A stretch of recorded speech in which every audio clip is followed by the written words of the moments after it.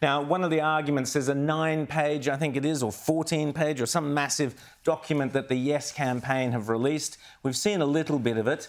Over 9 pages, or however many it is, they've managed to come up with this as a conclusion of how you should, if you're voting yes or want to encourage people to vote yes to The Voice, speak from the heart. Emotional connection over intellectual debate, Rita. They say, this is the Yes campaign, say, use simple language and avoid jargon. Focus on the strengths, you know.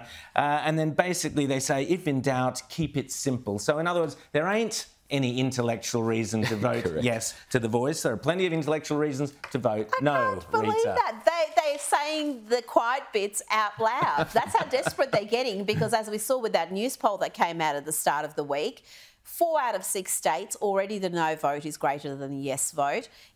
As it stands, if it were held today, it would fail. I would say so many of those undecideds, and there's about 11% nationally that are undecided, I would think they're very much quite no votes who are too shy to say no, because the no vote is being characterised as racist, bigoted, cruel by so many of our politicians and elites. What's interesting too is what we're going to see now with this Yes 23 campaign. They are cashed up. They've got a massive war chest. They're going to be handing out community grants, they call them, up to $15,000. Bribes, they're called in English. Yep. So if you want to have an event and, you know, to have simple language and encourage everyone to vote yes, they'll hand you thousands of dollars. I mean, it is such an uneven fight. This is not an even playing field. It's an incredible admission, isn't it, Rowan? We get people to feel, but don't get them to think. But that's been the way the entire process has run. Do you remember when Albanese launched this thing with Shaquille O'Neal? Yes, he trotted out an NBA basketballer, and we were supposed to think, OK, a black American is here, therefore something to do with race relations in Australia must be... That the whole thing from the beginning has lacked any intellectual basis.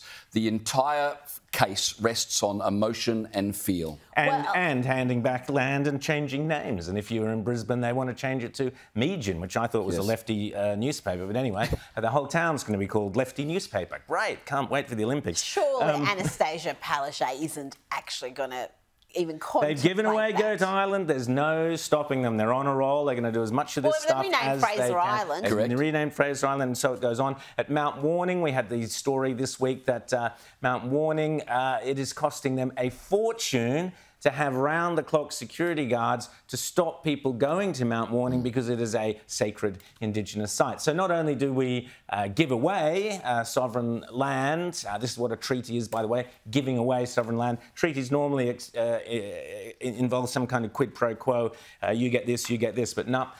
These treaties that are being proposed is basically we give everything, money and land and water and everything else, to Indigenous activist organisations, and we don't get very much in return that I can see. And we can't go for a walk, and there'll be bodyguards to keep us away. Can't wait for what this is going to do, James, for our tourism industry. The insult to injury there is not only are we banned from walking up Mount Warning, which people have done since 1904 when the walking track was established, but we also pay for the security guards to stop us from walking up there. If they're going to hand back the land to the original owners, perhaps the original owners should pay for the security rather than everybody else. Well, that would be an idea, but I would just like to have beautiful countryside or mountains open to Australians and our tourists to actually enjoy. If there's walking tracks there... That does make sense, you would have thought. Why would you prevent people from going for a walk up a mountain to look at the scenery, appreciate this beautiful country,